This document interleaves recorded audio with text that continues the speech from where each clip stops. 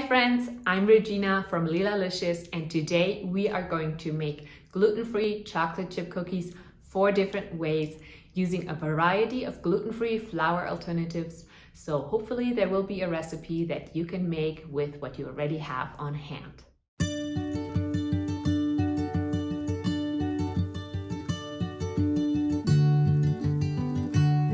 And before we get into the recipes, let me tell you about this video's sponsor, Naturel, a wonderful company that makes high-quality Tigernut products like granola, Tigernut powder, and spreads. All of Naturel's products come in a variety of unique and exciting flavors. Their granola line includes flavors like banana and vanilla, strawberry and coconut, orange and cardamom, and choco and banana. All of them are great to enjoy with milk, sprinkled over oatmeal, smoothie bowls, or yogurt, and also fantastic enjoyed straight up as a snack. The big crunchy clusters of the choco banana flavor have become my favorite on-the-go car snack. Naturel's Tigernut powder is mostly made from Tigernut flour, but also includes other superfood ingredients like ground chia seeds, mesquite powder, and more. Mix the Tigernut powder with cold or warm water or milk to make a kasha or breakfast porridge, or use it as a gluten-free flour for baking. Keep watching this video to see the amazing cookies I made with it.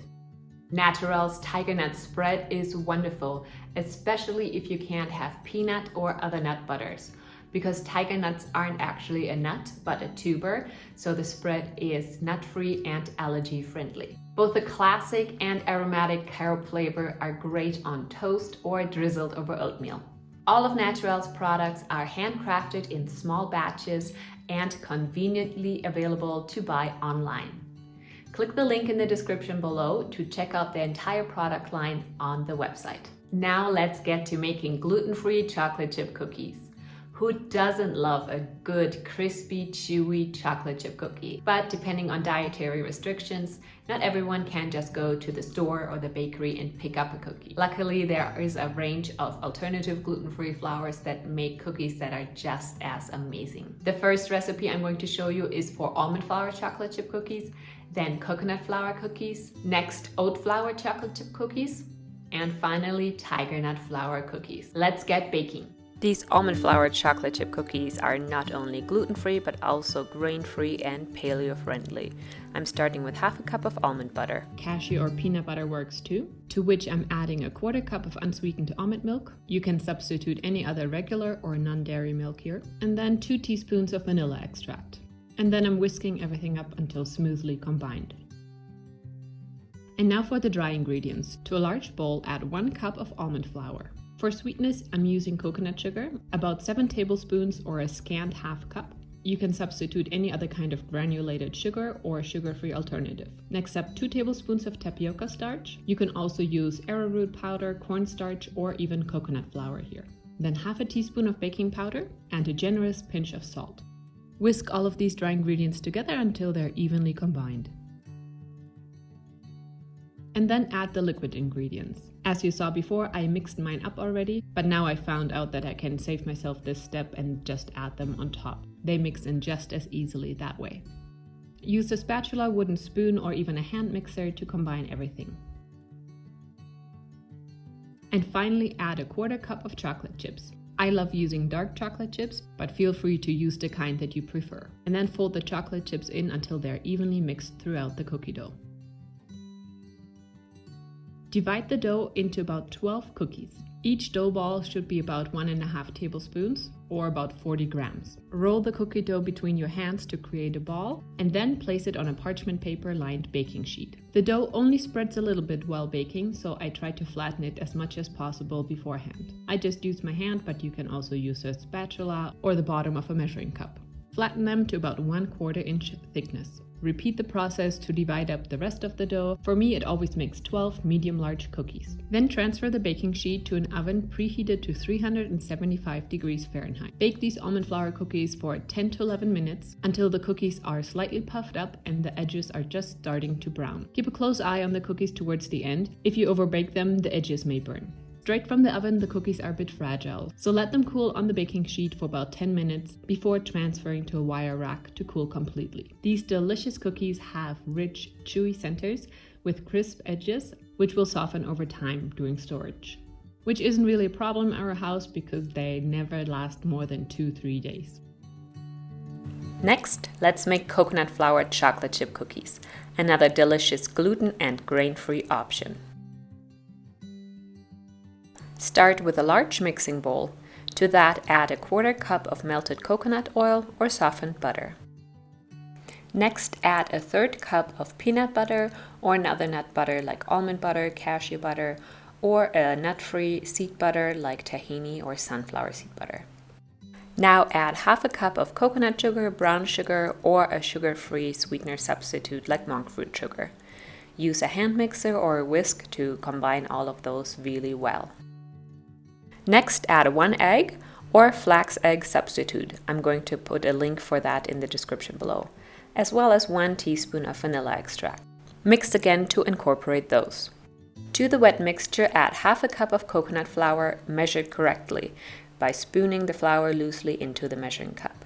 Then add 1/2 teaspoon of baking soda and 1/2 teaspoon of salt. Stir with a spatula to combine, and finally add 1/2 cup of dark chocolate chips or chocolate chunks. Now that the cookie dough is ready, it's time to shape our cookies.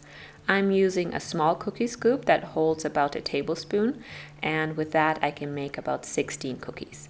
If you have a larger one that holds 2 tablespoons worth of dough, then you will end up with 8 to 10 cookies. Place the cookie dough balls on a lined baking sheet. You can add a few more chocolate chips on top of each cookie, flatten slightly, and you can also add a sprinkle of flaky sea salt. Then bake the smaller cookies for about 10 minutes and the larger ones for 12 minutes at 350 degrees Fahrenheit. Then let the cookies cool on the baking sheet for about 10 minutes before moving them to a wire rack to cool completely. Just look at this amazing cookie goodness. On to our third recipe for oat flour chocolate chip cookies. This one may be the most accessible, with oat flour being so easy to make at home from gluten-free rolled oats, either in your blender or a food processor. But of course you can also use store-bought oat flour. Let's start by adding a 1/3 cup of softened butter or coconut oil to a large mixing bowl. To that, add 1/3 cup of white sugar and a 1/3 cup of brown sugar. Use a whisk or hand mixer to combine, and then add 1 egg or 1 flax egg and a teaspoon of vanilla extract. Mix again to combine all of the wet ingredients. To the wet mixture, add 1 3/4 cups of oat flour, 2 tablespoons of flax meal, which will give the oat flour cookies some great additional chewiness. But if you don't have it on hand, just add 2 more tablespoons of oat flour. Then add 1/2 teaspoon of baking powder and a 1/4 teaspoon of salt. Now use a spatula to stir the dry ingredients into the wet mixture.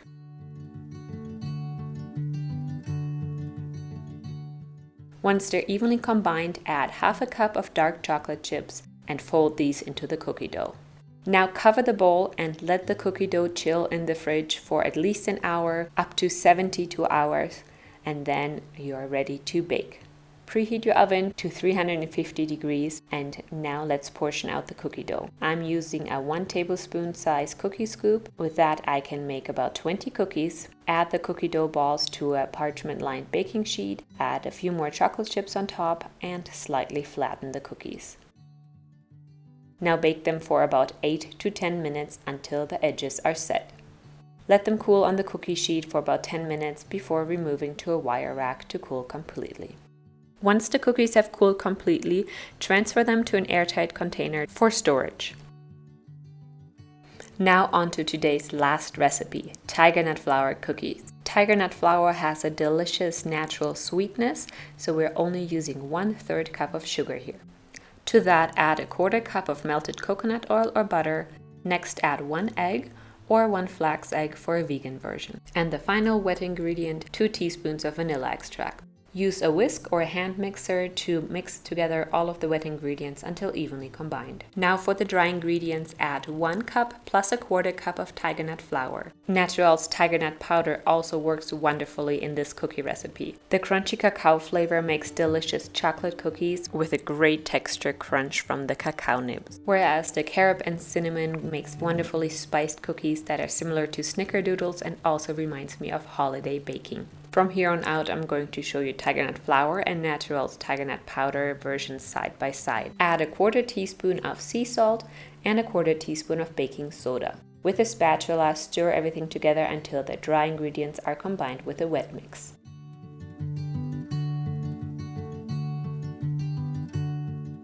And finally, fold in 1/4 cup of dark chocolate chips or chocolate chunks. Use a cookie scoop to divide the dough into 12 cookies. Place the dough onto a lined baking sheet. Top with a few more chocolate chips. Then flatten the cookie dough balls and bake them in an oven preheated to 350 degrees Fahrenheit for about 10 to 12 minutes. Let the finished cookies cool on the baking sheet for a while, and then you can transfer them to a wire rack to cool completely, or enjoy them warm with a glass of cold milk, and then transfer them to an airtight container for storage. And there you have it, 4 different recipes for gluten-free chocolate chip cookies. Let me know in the comments below which one are you going to make first. Please also give this video a big thumbs up, share it with your friends. This really helps my channel out so much. And if you haven't yet, be sure to subscribe, hit the bell so that you get a notification whenever I publish a new recipe. I'll see you soon with another delicious recipe. Bye for now.